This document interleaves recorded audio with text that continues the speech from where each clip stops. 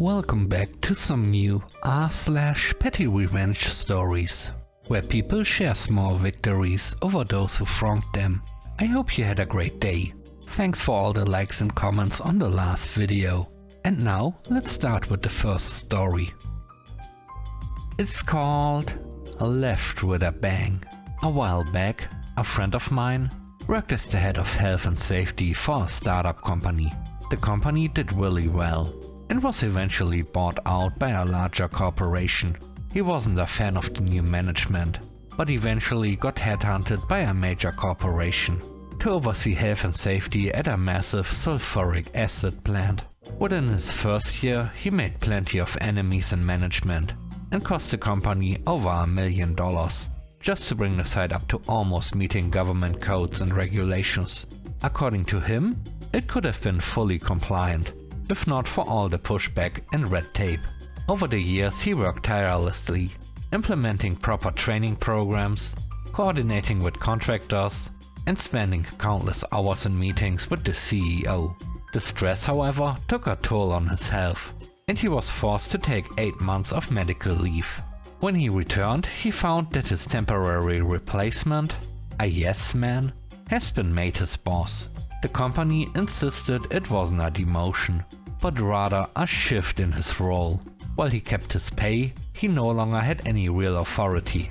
He stayed for another year, waiting for the right moment. Finally, a government audit came. His new boss proudly showed the auditors around, taking credit for all the improvements my friend had worked so hard on, while conveniently avoiding areas that still needed attention. At the end of the audit, my friend handed the auditors a massive binder, detailing all the issues they should investigate. Then he walked over to his boss and handed in his resignation letter. The company attempted to take legal action against him, but one of the higher-ups, who appreciated the work my friend had done, reached out to let him know that their lawyers determined he hadn't broken any laws. What he did might have been a bit morally grey, but it wasn't illegal, and pursuing the matter would have been a waste of time and money. The next story is called Parking Thief.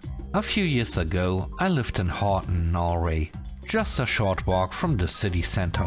The area had beautiful summers and snowy winters.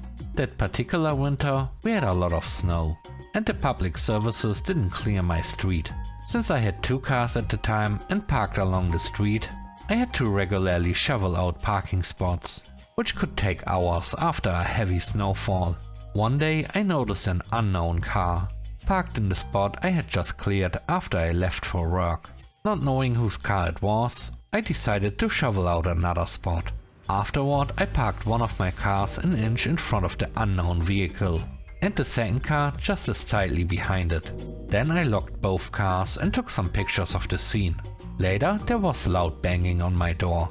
A very upset man stood there, demanding to speak with me. He showed me a police badge and said I had to move my cars so he could leave. I wasn't too happy with his tone and simply closed the door, telling him I wasn't interested in a discussion. The banging continued, and when I opened the door again, he was furious and insisted I had broken the law. I calmly asked, "What law exactly?" He went quiet for a moment before saying I needed to cooperate or there would be consequences. Staying calm, I told him he could call a taxi because I had lost my car keys while shoveling snow and would only look for them during daylight hours. Then I explained how much effort I'd put into maintaining those parking spots and told him that if he wanted to use them, he could shovel out a spot for himself. He was still frustrated, but started realizing I wasn't going to budge. He eventually left on foot and came back the next day to retrieve his car. I never saw him again after that. From that point on, I made sure to be extra cautious and follow all the rules, just in case he decided to keep an eye on me. The third story is called Parking Note. Several years ago, when I moved into my first apartment, I was assigned my own parking spot. For the first few months I had no issues at all. Then about 6 months later, new neighbors moved in with their 2 cars. and everything seemed fine. At first. Soon they started parking in my spot as well as their own. Eventually it escalated to them parking in my spot and one of the closer spots near their apartment, leaving their assigned spot completely empty.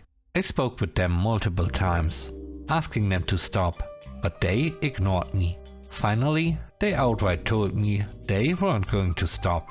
One day I came home to find them parked in my spot again. That's when I decided it was time for some creative problem solving. I went up to my apartment and printed out a humorous but slightly embarrassing note that said in big bold letters, "This is not your parking spot." I taped it to their car's license plate, knowing they wouldn't see it until they got to work. The next morning they drove off with the note still taped to their car.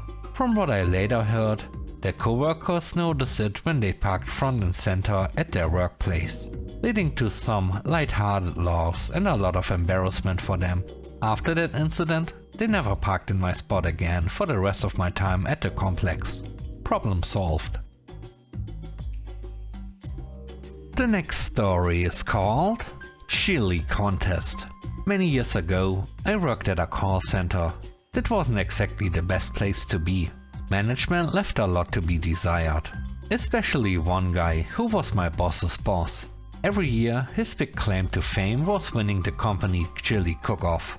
People hyped up his chili all year. It was like a legend in the office. He always won by a landslide, to the point where most people didn't even bother entering. He had a slow cooking process, used marinated steak, and one of his secret ingredients was a dark beer. The prize was a $100 gift card to his favorite fancy restaurant. Right before the contest that year, he called my team into a meeting to criticize us for the previous month's numbers, completely ignoring the fact that one of our senior team members had been out most of the month. His tone and attitude really didn't sit well with me. It was classic toxic management. That's when I had an idea for a little harmless revenge. On the day of the chili cook-off, I brought in my crock pot from home. On my 15-minute break, I went to a nearby fast food chain and ordered 3 large bowls of chili. I put them into my crock pot, added the green onions and sour cream garnish they provided, mixed it all up, and called it a day. When it was time for the contest, I set up my crock pot like everyone else. To my surprise and delight, I won by a landslide. The looks of shock and confusion were priceless. A few months later, I got a better job and was leaving the company for good. On my way out, I casually let him know how I had won the chili cook-off. The look on his face was absolutely priceless, and it's still one of my favorite memories to this day. The last story is called Tried to Help. I've had a Gmail address for a long time, and it's just my name. No extra letters or numbers. Because of this, I often get emails meant for people with similar names, who added a middle initial or number to their email, but either they or someone else entered it incorrectly. Over the years, I've received all kinds of important stuff. Job interview details, wedding information, even medical updates and details about their kids. Whenever this happens, I usually try to reach out to the person so they can fix the issue, or contact the company directly to let them know. A few years ago, I got an email notification that someone had used my address to sign up for a food tracking app to help with dieting. I tracked down the person on Facebook to politely let them know they'd used the wrong email address and encouraged them to update it. Instead of replying or thanking me, they blocked me. At this point, I was a little annoyed. After all, I tried to help, so I decided to have a bit of fun. Using the forgot password option, I reset the password, since the email for the account was mine. Surprisingly, this didn't seem to lock them out of their account, likely because they were using the app on their phone. Every couple of weeks I'd log in and randomly adjust their food logs. I'd add some wildly unrealistic entries on random dates. Things like an entire turkey for a snack or a whole cheesecake. I have no idea if they ever noticed, but it definitely made me chuckle every time I did it. Thanks for watching the video to the end. I hope you enjoyed it. If you did, please don't forget to leave a like, comment and subscribe. And if you have time, watch another one of my videos. Also, if you want to support me further, check out the channel membership or Patreon. And now, I hope you have a great day. See you soon. Bye bye.